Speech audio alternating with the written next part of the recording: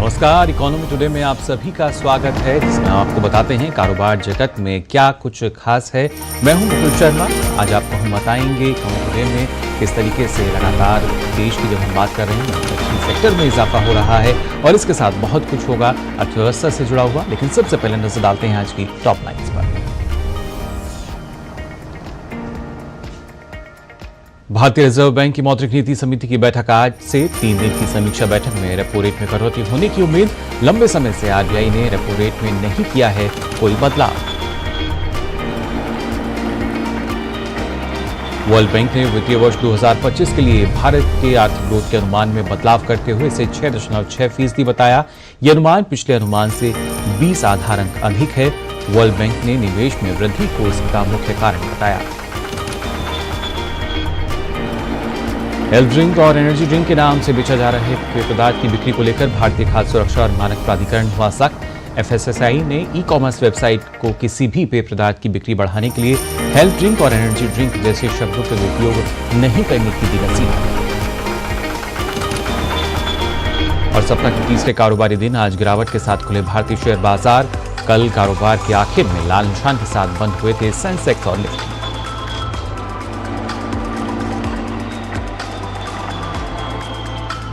तो आज की टॉप लाइन्स आपने जानी क्या कुछ खास है। अगर बात की जाए हमारे देश की अर्थव्यवस्था को लेकर और इसी से संबंधित एक जो अच्छी खबर है वो ये है कि भारतीय अर्थव्यवस्था की तेज रफ्तार और लगातार शानदार प्रदर्शन को देखते हुए देश और दुनिया की ज्यादातर रेटिंग एजेंसियों और अर्थशास्त्रियों ने भारत की ग्रोथ को लेकर अपने पहले के अनुमान में बदलाव किया है, यानी उसमें संशोधन किया है। अब वर्ल्ड बैंक ने भी वित्तीय वर्ष 2025 के लिए भारत के आर्थिक ग्रोथ के अनुमान को बदलते हुए इसे 6.6% बताया है। यह अनुमान पिछले अनुमान से 20 आधार अंक अधिक है। वर्ल्ड बैंक ने निवेश में वृद्धि के लिए निवेश जो ज्यादा हुआ है इसका मुख्य कारण ये बताया गया है। वर्ल्ड बैंक ने अपनी बाईएनुअल दक्षिण एशिया ग्रोथ अपडेट रिपोर्ट में यह अनुमान जारी किया। रिपोर्ट में कहा गया है कि वित्त वर्ष 2024 में भारत का ग्रोथ रेट 7.5% रहा, जो राष्ट्रीय सांख्यिकी ऑफिस के अनुसार अगर देखा जाए तो इसके अनुमान से 7.6% से थोड़ा कम है। रिपोर्ट के मुताबिक पिछले एडिशन की तुलना में दक्षिण एशिया की ग्रोथ की संभावनाएं थोड़ी बेहतर हुई हैं। 2024 में दक्षिण एशिया की ग्रोथ दर 0.4% और 2025 में 0.3% अधिक रहने का अनुमान है। हालांकि वर्ल्ड बैंक का पाकिस्तान और श्रीलंका में साल भर मंदी का भी अनुमान है। रिपोर्ट के मुताबिक भारत की अर्थव्यवस्था अच्छी गति से आगे बढ़ रही है। वर्ल्ड बैंक ने सेवाओं और उद्योग में वृद्धि मजबूत रहने की उम्मीद जताई है। साथ ही महंगाई दर का दबाव कम होने का भी अनुमान जताया है, जिससे वित्तीय स्थितियों को आसान बनाने के लिए पॉलिसी बनाने के लिए और गुंजाइश मिलने की उम्मीद है।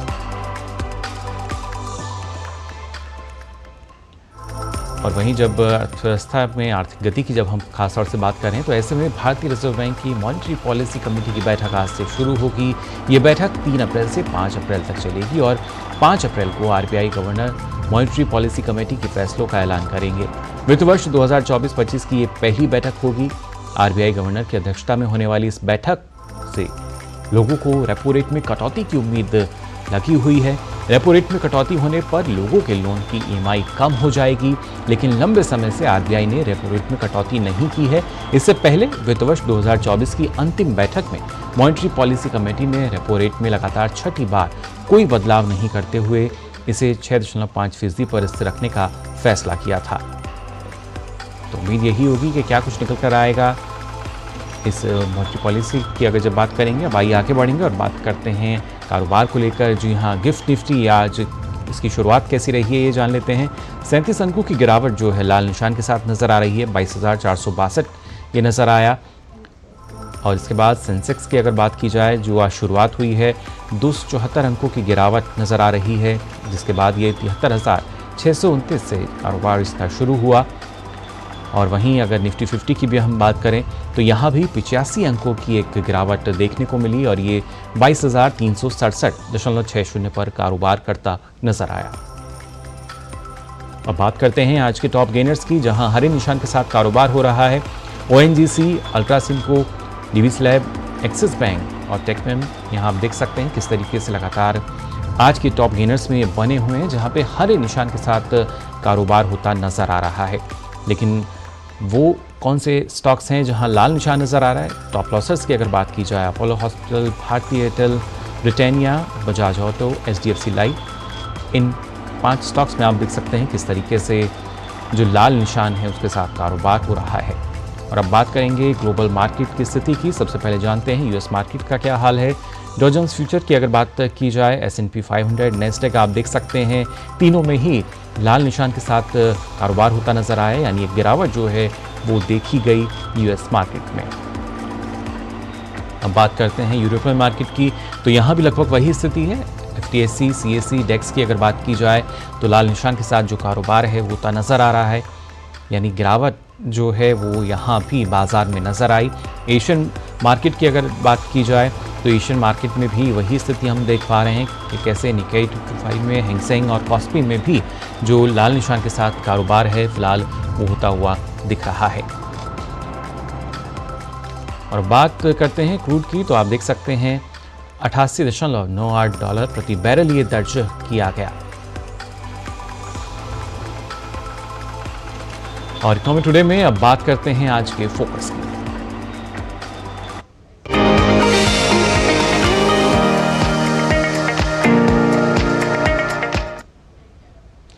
भारतीय अर्थव्यवस्था लगातार मजबूत स्थिति में बनी हुई है। वित्त वर्ष 2024 के आखिरी महीने में भारत के विनिर्माण क्षेत्र यानी मैन्युफैक्चरिंग सेक्टर का शानदार प्रदर्शन रहा। इस क्षेत्र का परचेजिंग मैनेजर्स इंडेक्स की अगर हम बात करें यानी PMI मार्च में बढ़कर 59.1 पर पहुंच गया, जो कि 16 साल में सबसे ऊंचा आंकड़ा है।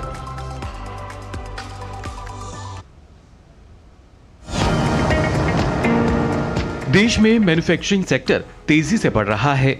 इसकी बानगी हाल ही में जारी PMI यानी परचेजिंग मैनेजर्स इंडेक्स में भी देखने को मिली है। HSBC इंडिया PMI के अनुसार मार्च में मैन्युफैक्चरिंग सेक्टर ग्रोथ 16 साल के उच्चतम स्तर पर पहुंच गया है। मार्च में PMI 59.1 पर पहुंच गया। ये फरवरी में 56.9 था। PMI बेहतर होना इकोनॉमी के सेंटीमेंट के बारे में बताता है। सरल शब्दों में कहें तो मैन्युफैक्चरिंग सेक्टर में नौकरियां और बिजनेस एक्टिविटी को मापने का जरिया है PMI। मैन्युफैक्चरिंग सेक्टर में आई तेजी के मुख्य कारणों की बात की जाए तो नए ऑर्डर मिलना और महंगाई का कम होना। घरेलू और निर्यात दोनों बाजारों से नए काम का इनफ्लो मजबूत हुआ। खरीद की मात्रा में तेज दर से इजाफा। निर्माताओं द्वारा मार्च में अतिरिक्त रोजगार के अवसर।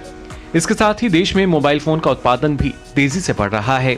वित्त वर्ष 2024 के दौरान करीब 4.10 लाख करोड़ रुपए मूल्य के मोबाइल फोन का उत्पादन होने का अनुमान है, जो एक साल पहले के मुकाबले करीब 17% अधिक है। मोबाइल फोन विनिर्माताओं के संगठन India cellular and electronics association के शुरुआती अनुमान में जानकारी निकल कर आई है। हालांकि अंतिम आंकड़े पर काम अभी जारी है, लेकिन अर्थव्यवस्था के लिहाज से PMI के आंकड़े काफी सकारात्मक हैं, जो इस बात का संकेत दे रहे हैं कि भारतीय अर्थव्यवस्था लगातार बेहतर प्रदर्शन करते हुए जल्द ही विश्व की तीसरी सबसे बड़ी आर्थिक शक्ति बन जाएगी। Bureau report, DD news.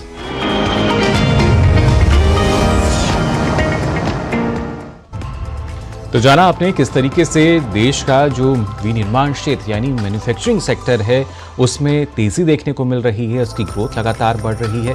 इस पर और ज़्यादा चर्चा के लिए हमारे साथ मनीष कुकरेजा जी जुड़े हैं, जो कि अध्यक्ष हैं मैन्युफैक्चरर्स एसोसिएशन के। बहुत बहुत स्वागत आपका मनीष जी।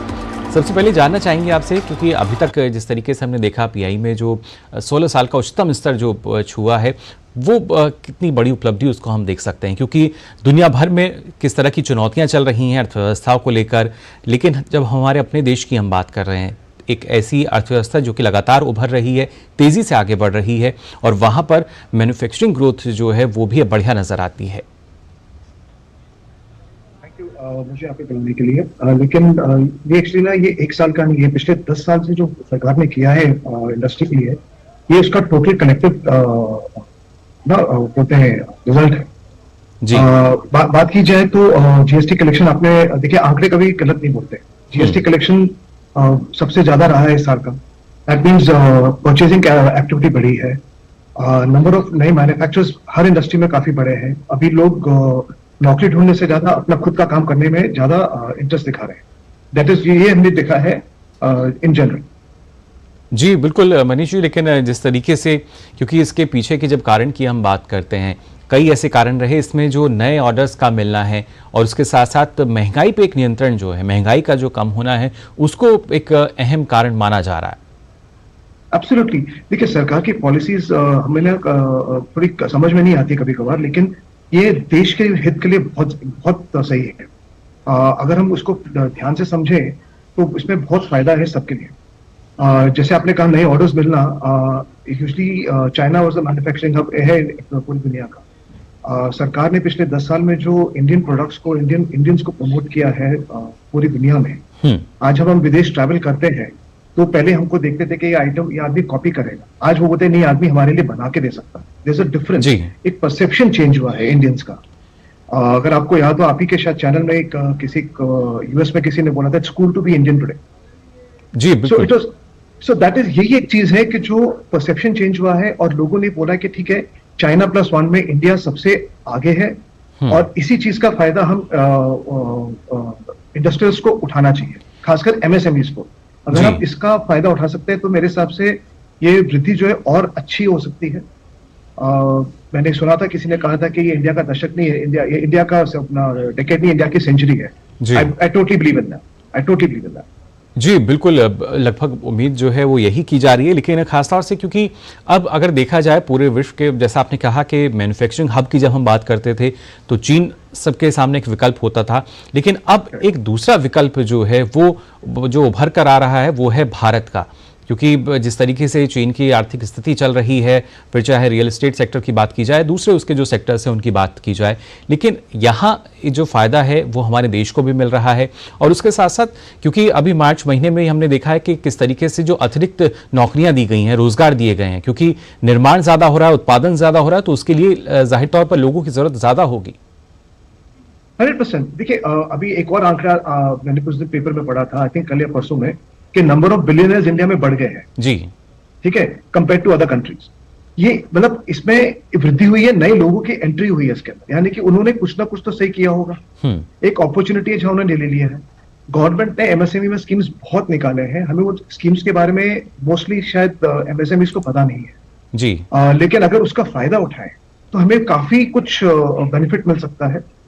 एंड मैं भी हाल ही में विदेश से आया हूं एंड वहां पे मैंने इंडियन प्रोडक्ट्स इतने देखे हैं ऑन द शेल्फ्स, इससे ये एक स्टैंप हो जाता है कि ये इंडियन प्रोडक्ट्स वहां पे जा रहे हैं। एक छोटा सा शहर में था, मेरे जूता टूट गया था, मेरे नया जूता लेना पड़ा। मैंने जूता पहना एंड उस पर सिर्फ टैग देखा तो लिखा था मेड इन इंडिया। इतना अच्छा लगा कि एक छोटे से शहर में मेरे को मेरा भारत का बना हुआ जूता मिल गया एंड मैं उसको चल के आप पहन रहा हूं। मेरी वाइफ को इतना अच्छा लगा जूता, बोलते हैं एक और खरीद लो। जी बिल्कुल, लेकिन मनीष जी शायद यही अब एक जो परसेप्शन है पूरे दुनिया में नजर आ रहा है, क्योंकि हमने मेक इन इंडिया जैसी शुरुआत करी है और उसी की वजह से एक मजबूत स्थिति जो है वो नजर आती है। और पीएमआई की अगर बात की जाए, क्योंकि जो मार्च में हमें 59 नजर आया, फरवरी में भी 56 था, किस तरीके से इसको आप देखते हैं, जो क्या आगे और इसकी जो बढ़ने की उम्मीदें हैं वो कितनी ज्यादा? तो मैंने अभी कहा था कि ये इंडिया का डेकेड नहीं सेंचुरी है। I would say it is just a start of it. ये 69% तो I think we can again beat it again, definitely start है। और स्टार्ट में अगर आपका 69.1% का पीएमआई का आंकड़ा है तो आप आगे जैसे जैसे 59.1% का आंकड़ा है, तब सोचिए इसको कितना कितना ये हम 60, मैंने तो 69 लिख दिया था, आई वुड टारगेट फॉर 69। जी बिल्कुल, ये जरूरी कि सकारात्मक सोच के साथ हम चलें। लेकिन अगर देखा जाए तो कई ऐसे नीतिगत सुधार भी हुए हैं और अर्थव्यवस्था को जो मजबूती मिली है, जैसा आपने शुरुआत में कहा कि ये सिर्फ महीने भर या साल भर का ये परिणाम नहीं है, एक दशक की अगर देखी जाए, एक दशक का ये परिणाम है जो अब हमारे सामने आ रहे हैं। 100%। देखिए ना, नंबर ऑफ टैक्स कलेक्शन जो इनकम टैक्स लोग भरते थे पहले 2-3% होता था, अभी अब कम से कम 7-8% पे आ गया है। रोड्स हमारी कनेक्टिविटी इतनी अच्छी हो गई है जी, तो आपका जब रोड कनेक्टिविटी अच्छी होती है तो आपका व्यापार भी बढ़ता है। आई थिंक अमेरिकन प्रेसिडेंट ने कहा था कि America is not rich because it is good road, America doesn't have good roads because it's rich, it is rich because it has good roads. जी, आई थिंक ये एक बहुत important चीज है जो कई दशकों तक इनको अपना ध्यान नहीं दिया था।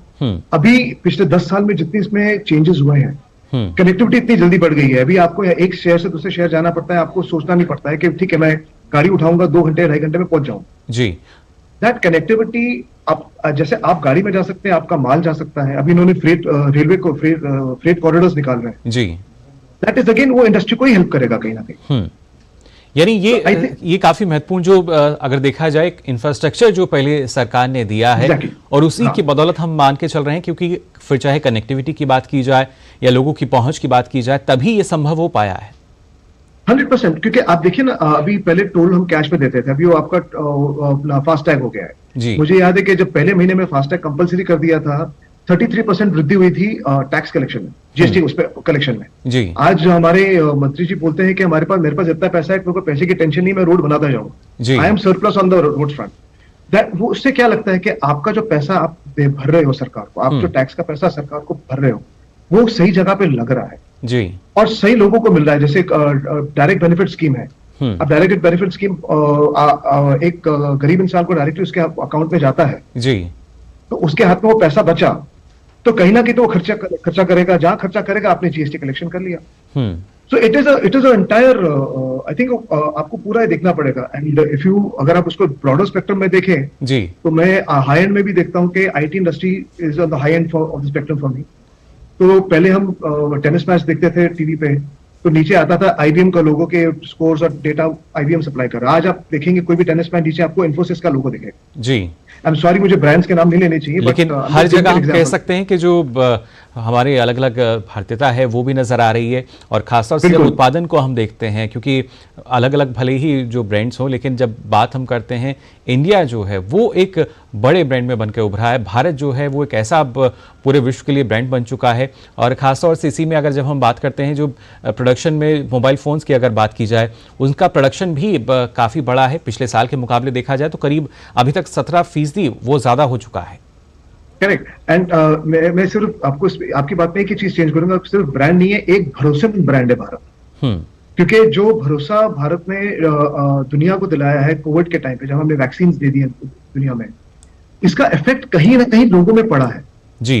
और लोग देखता है भारत को एक मित्र की तरह देखता है, एक फ्रेंड की तरह देखता है कि नहीं, इनसे हम काम कर सकते हैं, इन पे भरोसा कर सकते हैं। और वो भरोसे वाला ब्रांड बनना एक बहुत ही दुर्लभ कार्य था, और मेरे हिसाब से सरकार ने ये बहुत ही अच्छी तरह से किया। जी बिल्कुल मनीष जी, लेकिन जैसा आपने बताया कि क्योंकि जब हम विश्व मित्र की स्थिति की बात करते हैं, तो उसमें काफ़ी योगदान की किस तरह की नीतियां हमारी रही हैं, और उसके साथ साथ जो देश की अर्थव्यवस्था है उसको भी लगातार मजबूती देनी है।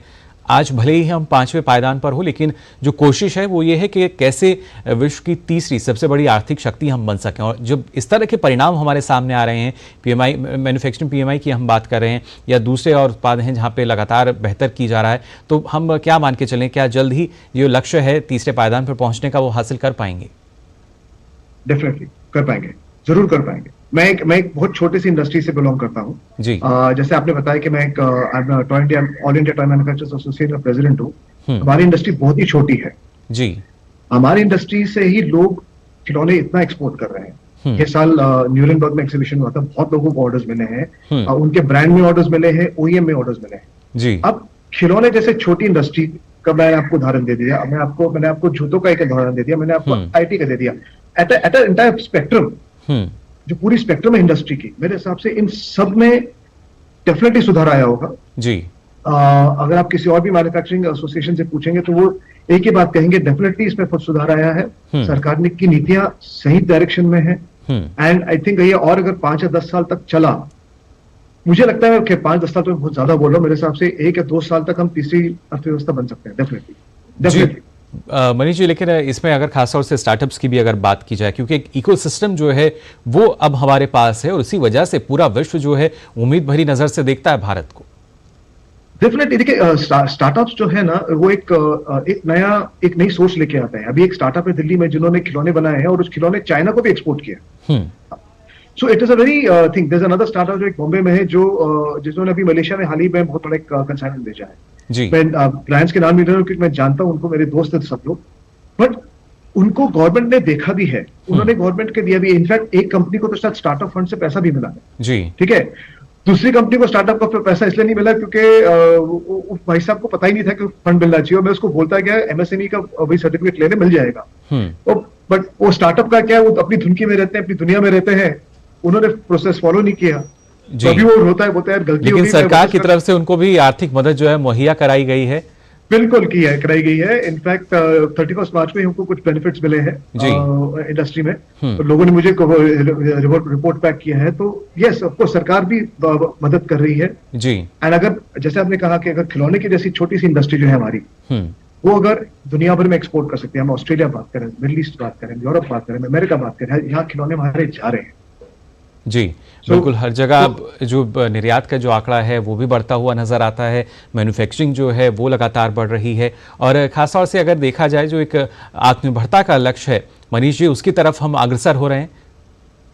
बिल्कुल, बिकॉज 2-3 नई कंपनी ऐसी आई है टॉय इंडस्ट्री में, जो स्टार्टअप्स में आपको बता रहा हूँ, वो कुछ ऐसी चीजें बना रही है इंडिया में जो कभी इंडिया में हमको अवेलेबल थी नहीं जी। और वो कंपोनेंट्स जो बना रहे हैं वो हमारे लिए बहुत ही इंपॉर्टेंट हो जाते हैं, क्योंकि देखिए हम एक कहावत है कि I can do anything, I can do everything. ठीक है, एक इकोसिस्टम बनना बहुत जरूरी है और वो इकोसिस्टम अभी बन रहा है। अगर मैं वो इकोसिस्टम टॉय इंडस्ट्री के अंदर बनता हुआ देख सकता हूँ, डेफिनेटली दुनिया में और बाकी इंडस्ट्रीज में तो होता ही होगा, डेफिनेटली। जी बिल्कुल, तो जाहिर तौर पर एक अलग ही जो इकोसिस्टम है वो बनकर तैयार हो रहा है और ये नया भारत है जो कि लगातार आगे बढ़ रहा है। फिलहाल बहुत बहुत शुक्रिया मनीष जी आपका हमारे साथ जुड़ने के लिए। Thank you. तो मनीष जी हमारे साथ यहाँ जुड़े हुए थे, बता रहे थे कि किस तरीके से लगातार जो भारत है ये आगे की तरफ बढ़ रहा है, पूरे विश्व में उभर रहा है। वहीं आपको बता दें एक और लगातार जो उपलब्धियां अर्जित की जा रही हैं उसमें भारत में यूपीआई माध्यम से लेन देन रिकॉर्ड स्तर पर पहुंचा है। विभिन्न स्रोतों से मिले आंकड़ों के मुताबिक इस साल मार्च में लेन देन में की संख्या के हिसाब से 55% वृद्धि हुई है और ये पिछले साल मार्च की तुलना में 13.44 अरब हो गया है, जबकि मूल्य के हिसाब से 40% की इसमें वृद्धि दर्ज की गई है और ये 19.78 लाख करोड़ रुपए हो गया है। इस साल फरवरी में लेन देन के हिसाब से 12.10 अरब और मूल्य के हिसाब से 18.28 लाख करोड़ रुपए था। इस साल जनवरी में ये संख्या के हिसाब से 12.20 अरब, मूल्य के हिसाब से 18.41 लाख करोड़ रुपए था। तो ये एक नया रिकॉर्ड हमने देखा कि यूपीआई जो है वो काफ़ी हम कह सकते हैं कि लोकप्रिय रहा है। ना सिर्फ आंकड़ा हमने देख लिया किस तरीके से लोग जो हैं हमारे देश में यूपीआई को अपना रहे हैं, बल्कि ना जाने कितने ही ऐसे देश हैं जो यूपीआई को अपनाने में जिन्होंने अपनी रुचि दिखाई है और वहाँ पर जो यूपीआई है वो शुरू भी हो गया है। फिलहाल अब आइए यहाँ नज़र डालते हैं कारोबार जगत की से जुड़ी कुछ और खबरों पर फटाफट अंदाज में। रियल एस्टेट सलाहकारों का कहना है कि लाइफस्टाइल एवं लग्जरी उत्पाद बेचने वाले करीब 25 अंतर्राष्ट्रीय खुदरा ब्रांड इस साल भारतीय बाजार में दस्तक दे सकते हैं। उनका कहना है कि इससे कमर्शियल प्रॉपर्टी बाजार की मांग मजबूत होगी। ऐसे करीब 3 ब्रांड 2021 में भारत आए, जबकि 2022 में ऐसे 11 ब्रांडों ने भारतीय बाजार में दस्तक दी थी। अनुमान है कि 2023 में करीब 24 अंतर्राष्ट्रीय ब्रांडों ने भारतीय बाजार में दस्तक दी, जिन्हें खासतौर पर मध्य वर्ग ने आकर्षित किया। भारतीय खाद्य सुरक्षा और मानक प्राधिकरण यानी FSSAI ने सभी ई-कॉमर्स खाद्य व्यवसाय संचालकों को अपनी वेबसाइट पर बेचे जा रहे खाद्य उत्पादों का उचित वर्गीकरण सुनिश्चित करने के लिए कहा है। साथ ही प्राधिकरण ने किसी भी पेय पदार्थ की बिक्री बढ़ाने के लिए हेल्थ ड्रिंक और एनर्जी ड्रिंक जैसे शब्दों का दुरुपयोग नहीं करने की भी नसीहत दी है।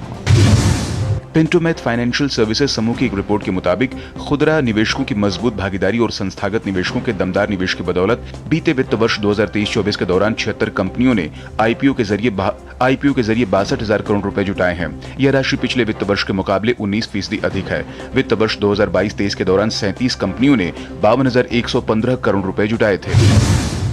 एक साथ दर्जनों पायलट की छुट्टी पर जाने की वजह से विस्तारा एयरलाइंस को तकरीबन 70 घरेलू उड़ानों को रद्द करना पड़ा है। कंपनी की तरफ से स्थिति को संभालने के लिए कई कोशिशें की जा रही हैं, लेकिन हालात अस्थिर हैं। ऐसे में केंद्र सरकार की एजेंसी नागरिक उड्डयन महानिदेशालय ने कंपनी से रोजाना की रिपोर्ट मांगी है, जिसमें रोजाना रद्द होने वाली उड़ानों या उड़ान सेवा में विलंब होने को लेकर जानकारी देनी है। सब्सिडी में कटौती और नियामकीय बदलावों के बावजूद वित्त वर्ष 2024 में इलेक्ट्रिक वाहन की बिक्री में 41% से ज्यादा की मजबूत बढ़ोतरी देखने को मिली है। वित्त वर्ष 24 में कुल ईवी पंजीकरण का आंकड़ा 16 लाख का आंकड़ा पार कर गया, जो पिछले वर्ष के 11 लाख के आंकड़े से काफी अधिक है। देश में ईवी की कुल पैठ वित्त वर्ष 2023 की 5.3% की तुलना में बढ़कर 6.8% हो गई है। इरेडा ने बीते वित्त वर्ष 2023-24 में सर्वाधिक ऋण को मंजूरी दी है। नवीन और नवीकरणीय ऊर्जा मंत्रालय ने बयान जारी कर कहा कि सार्वजनिक क्षेत्र की कंपनी इरेडा ने वित्त वर्ष 2023-24 में 37,354 करोड़ रुपए के ऋण स्वीकृत किए हैं, जबकि 25,089 करोड़ रुपए के ऋण वितरित किए हैं। मंत्रालय के मुताबिक वित्त वर्ष 2022-23 में 47,076 करोड़ रुपए के ऋण वितरित किए गए थे।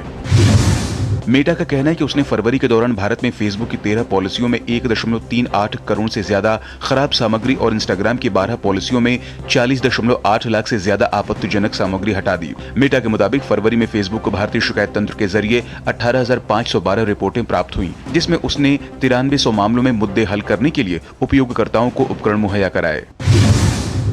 बेवरेज एवं पैकेज्ड फूड दिग्गज पेप्सिको इंडिया मध्य प्रदेश के उज्जैन में नए उत्पादन इकाई पर 1,266 करोड़ रुपए का निवेश करेगी। करीब 22 एकड़ में फैला यह संयंत्र 2026 की पहली तिमाही में अपना परिचालन शुरू कर देगा। कंपनी के मुताबिक यह संयंत्र भारत में कंपनी के बेवरेज उत्पादन को बढ़ाने, रोजगार पैदा करने और स्थानीय अर्थव्यवस्था में बदलाव लाने में अहम योगदान देगा। फिलहाल के लिए इकोनॉमी टुडे में बस इतना ही। कल फिर हाजिर होंगे कारोबार जगत की तमाम खबरों के साथ। फिलहाल के लिए मुझे दीजिए अनुमति, लेकिन देश और दुनिया की तमाम खबरों के लिए आप देखते रहिए डीडी न्यूज। नमस्कार।